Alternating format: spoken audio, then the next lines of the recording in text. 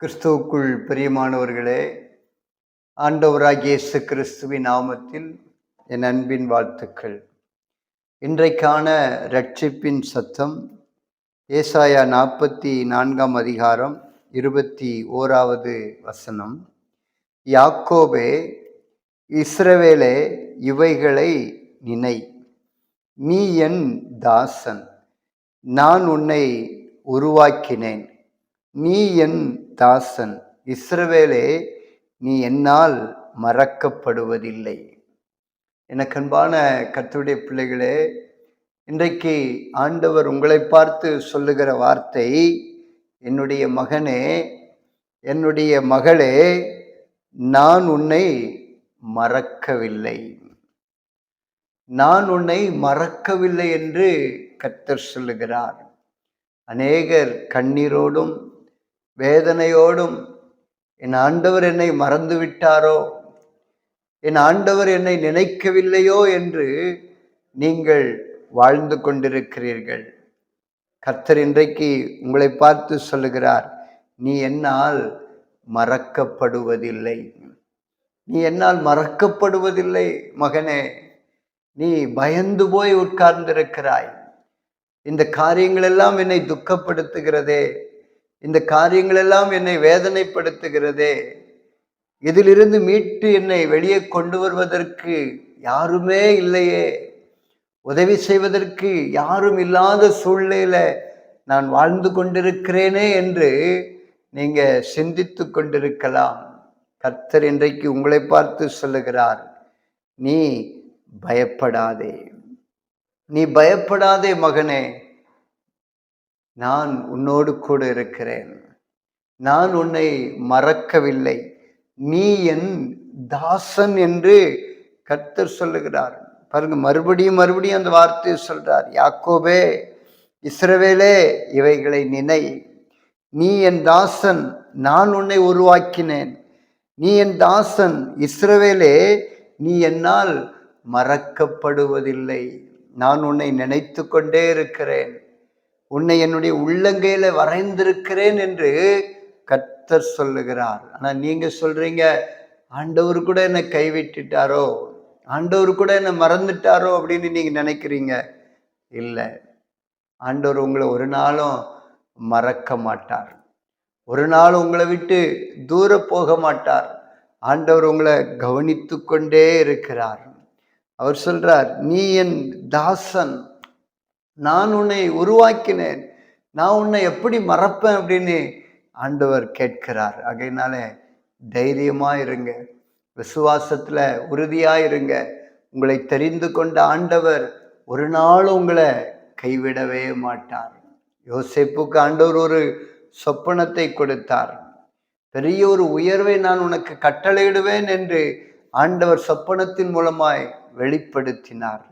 ஆனால் நடந்த காரியம் என்னவென்றால், சொந்த சகோதரர்கள் யோசேப்பை கொலை செய்ய வேண்டும் என்று முயற்சி செய்து ஒரு குழிக்குள்ளே போட்டு விட்டார்கள். அப்பொழுது யோசேப்பு நினைத்திருக்கலாம், ஐயோ, என் ஆண்டவர் என்னை உயர்த்துவேன்னு சொன்னார, எல்லாருக்கும் மேல என் தலையை உயர்த்தி வைப்பேன் என்று சொன்னாரே, ஆனா இப்போ குழிக்குள்ளே மரணத்தை நோக்கி நான் போய்கொண்டிருக்கிறேனே, என் ஆண்டவர் என்ன மறந்துட்டாரோ அப்படின்னு யோசித்து கொண்டிருந்தார். அந்த சமயத்துல பாருங்க, மறுபடியும் தூக்குகிறாங்க. அவருக்குள்ள ஒரு நம்பிக்கை வந்திருக்கும். அவர் சொந்த சகோதரர்களே குழிக்குள்ளிருந்து தூக்குறாங்க. ஆனா மறுபடியும் உடனே என்ன பண்றாங்க அப்படின்னா, இஸ்மவேலரிடத்துல 20 வெள்ளிக்காசுக்கு விற்று போடுகிறார்கள். உயர்த்துவேன்னு ஆண்டவர் சொன்னார். ஆனா அந்நிய தேசத்துல கொண்டு போய் என்னை வித்துட்டாங்களே, அந்நிய மக்களிடத்துல என்னை வித்துட்டாங்களேன்னு அவர் யோசித்து கொண்டே இருந்திருப்பார். ஏன்னா என்ன ஆண்டவர் மறந்துட்டாரோ அப்படின்னு நினைச்சிருப்பார். ஆனா போத்திபார் இடத்துல கொண்டு போய் கொடுத்தாங்க. அங்க நல்ல ஒரு வாழ்க்கை தான். ஆனாலும் செய்யாத குற்றத்திற்காக சிறைச்சாலை போக வேண்டிய ஒரு சூழ்நிலை ஏற்பட்டது. அவர் நினைச்சிருப்பார், ஆண்டவர் என்ன உயர்த்துவேன்னு சொன்னார், என்ன மறந்துட்டாரோ, குழிக்குள்ள போட்டாங்க, 20 வெள்ளிக்காசுக்கு கொண்டு போய் வித்தாங்க, செய்யாத குற்றத்திற்காக சிறைச்சாலையில் இருக்கிறேனே அப்படின்னு அவர் வேதனையோடு கூட இருந்திருப்பார். ஆனாலும் அவருக்குள்ள ஒரு விசுவாசம். என்னை உருவாக்கின ஆண்டவர் உண்டு, அவர் என்னை மறக்க மாட்டார், எனக்கு சொன்னதை நிறைவேற்றுவார் என்று விசுவாசத்துல உறுதியா இருந்தார். பாருங்க, சிறைச்சாலையில் இருந்த அந்த யோசேப்புக்கு பெரிய ஒரு உயர்வு கிடைத்தது. பிரதம மந்திரி ஆக்கப்பட்டார். எகிப்து தேசம் முழுமைக்கும் அதிகாரியாய் ஆக்கப்பட்டார். காரணம் என்னவென்றால் தேவன் அவரை மறக்கல. அதனால இன்னைக்கு ஒருவேளை நீங்க நினைக்கலாம், ஏன் இந்த பிரச்சனை, ஏன் இந்த அவமானம், ஏன் இந்த நிந்தனை, என் சொந்த சகோதரர்களாலே பகைக்கப்பட்ட சூழ்நிலை, எல்லாராலும் ஒதுக்கப்பட்ட ஒரு சூழ்நிலை. ஆண்டவர் சொல்றார், யோசேப்பை போல உங்களுக்கு ஒரு பெரிய ஒரு உயர்வை நான் கட்டளையிட போகிறேன். யோசேப்பை போல ஒரு பெரிய ஒரு உயர்வு உங்களுக்கு வரப்போகிறது. வேத வசனம் சொல்லுகிறது, கொஞ்ச காலம் பாட அனுபவிக்கிற உங்களை தேவன் தாமே சீர்படுத்தி, ஸ்திரப்படுத்தி, பலப்படுத்தி நிலைநிறுத்துவாராக. நிலைநிறுத்துவதற்காக ஆண்டவர் உங்களை சீர்படுத்தி கொண்டிருக்கிறார், ஸ்திரப்படுத்தி கொண்டிருக்கிறார், பலப்படுத்தி கொண்டிருக்கிறார். ஆகையினால நீங்க பயப்படாதுங்க. ஆண்டவரால நீங்க மறக்கப்படவில்லை. ஆண்டவர் உங்களை நினைச்சுக்கிட்டே இருக்கிறார். உங்களை உயர்த்துவதற்காக அவர் நினைத்து கொண்டே இருக்கிறார்.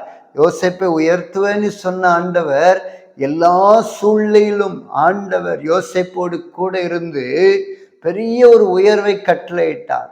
யோசேப்பை குறித்து வேதத்தில் எழுதப்பட்டிருக்கிறது, யோசேப்போடு கூட கர்த்தர் இருந்தார், அவன் காரிய சித்தி உள்ளவனாய் இருந்தான் என்று எழுதப்பட்டிருக்கிறது. யோசேப்பு என்னெல்லாம் செய்தாரோ அதெல்லாம் கர்த்தர் வாய்க்க பண்ணினார். காரணம் என்னவென்றால் ஆண்டவர் சொல்றார், நீ என் தாசன், நான் உன்னை மறக்கல, உன்னை உருவாக்கினேன்னு சொல்றார். இன்னைக்கு அதே வார்த்தை தான் உங்களுக்கு. ஆண்டவரால நீங்க மறக்கப்படவில்லை, அவர் உங்களை உருவாக்கி இருக்கிறார். ஆகையினால உங்களுடைய காரியங்கள் எல்லாம் தெரியும். ஆகையினால தைரியமா இருங்க, பயப்படாதுங்க. ஆண்டவர் நிச்சயமாகவே உங்களுக்கு ஒரு பெரிய ஒரு விடுதலையும் பெரிய ஒரு உயர்வையும் தருவது நிச்சயம்.